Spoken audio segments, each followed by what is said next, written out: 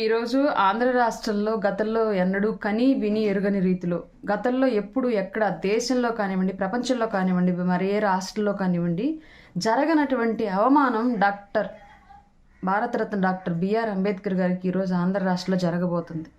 ఎలా అంటే నిరంతరం భారత రాజ్యాంగ ఉల్లంఘనకు పాల్పడుతూ రాజ్యాంగం ఇచ్చిన హక్కులను కాలరాస్తూ సొంతంగా తన రాజారెడ్డి రాజ్యాంగాన్ని రాష్ట్రంలో అమలుపరుస్తూ నిరంతరం అంబేద్కర్ గారు రాసినటువంటి రాజ్యాంగాన్ని హేళన చేస్తూ పాలన సాగిస్తున్నటువంటి జగన్మోహన్ రెడ్డి గారితోటి ఇవాళ అంబేద్కర్ గారి స్టాచ్యూ ఆవిష్కరణ జరగబోతోంది అంటే ఇంతకన్నా అవమానం మరొకటి ఉండదేమో బహుశా మహనీయుడికి.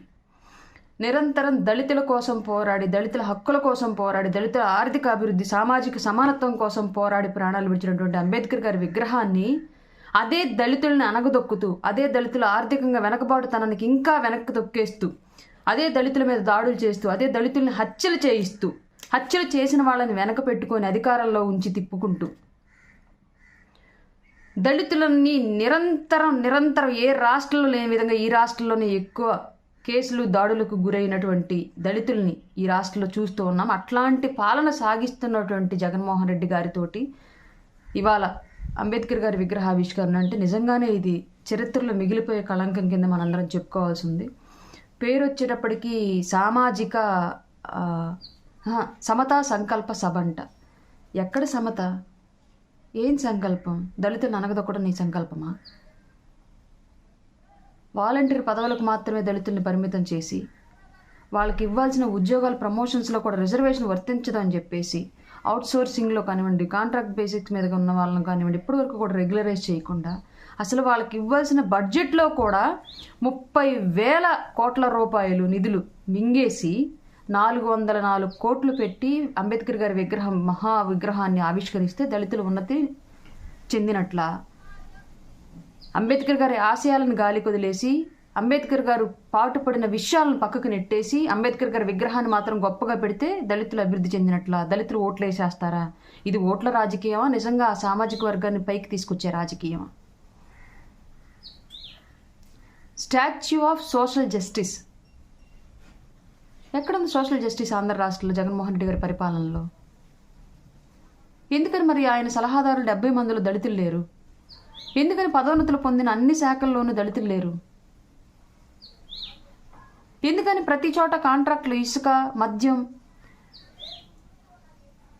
ఎర్రమట్టి ఇలా ఒకటే అరా కాదు రాష్ట్రంలో ప్రభుత్వం కొనుగోలు చేసి అమ్మే లేదంటే ప్రభుత్వం ప్రాసెస్ చేసి నిర్వహించే ఏ పరిశ్రమల్లో కూడా ఎందుకు దళితులు లేరు? అందరూ రెడ్లే ఎందుకున్నారు?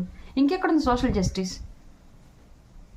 పక్క రాష్ట్రాల్లో రెడ్లు బిడ్డల మీద అఘాయిత్యాలు జరిగితే ఈ రాష్ట్రంలో చట్టాలు తీసుకొచ్చి జగన్మోహన్ రెడ్డి ఈ రాష్ట్రంలో దళితులను చంపితే ఎందుకు చంపిన వాళ్ళని వెనకాల పెట్టుకుని పదవులు ఇచ్చి తిప్పుకుంటున్నాడు? ఆయన ప్రత్యేకమైన ఫ్లైట్లోని వాళ్ళని పెట్టుకుని ఎందుకు తిప్పుకుంటున్నాడు?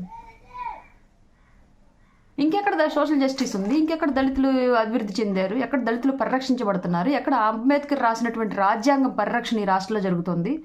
ఎక్కడ అంబేద్కర్ ఆశయం ఈ రాష్ట్రంలో నెరవేర్చబడుతుంది జగన్మోహన్ రెడ్డి గారితో? దళితులందరూ ఇవాళ ఆ విగ్రహం అంత గొప్పగా ఆవిష్కరించడం నిజంగా సంతోషకరమైన విషయం. కానీ ఒక జిల్లాకు పేరు పెట్టి కులాల మధ్య రాజేసినట్లు ఒక విగ్రహ ఆవిష్కరణ జరిపి కులం ఓట్లు కొల్లగొట్టాలని చూస్తున్నాడు ఈ దొంగ జగన్మోహన్ రెడ్డి.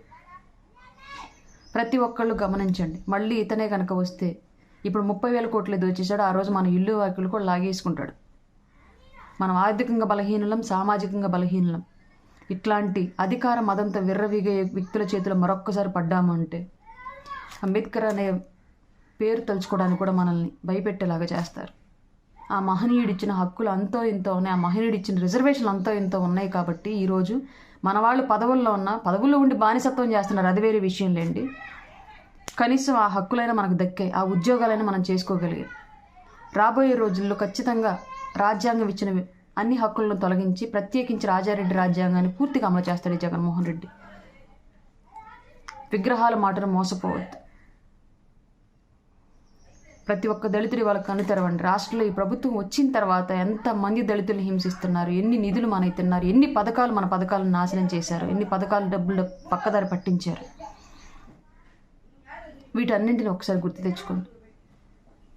విగ్రహం మహోన్నతంగా ఆవిష్కరించడం మనందరికీ సంతోషకరమైన విషయమే. కానీ ఆ అంబేద్కర్ యొక్క ఆశయాలను మాత్రం అట్టడుక్కు తొక్కేసి మన బ్రతుకుల మీద వాళ్ళ భవిష్యత్తు నిర్మించుకున్నారు జగన్మోహన్ రెడ్డి. అట్లాంటి అవకాశం మరొక్కసారి ఇవ్వద్దని చెప్పేసి మనస్ఫూర్తిగా తెలుపుని వేడుకుంటున్నాను. నిజంగానే అంబేద్కర్ గారికి రాష్ట్రంలో జరుగుతున్న ఈ అవమానానికి నిజంగానే చింతిస్తూ ఆ మహనీయుడి మనస్సుని మరొక్కసారి క్షమించమని కోరుకుంటున్నాను.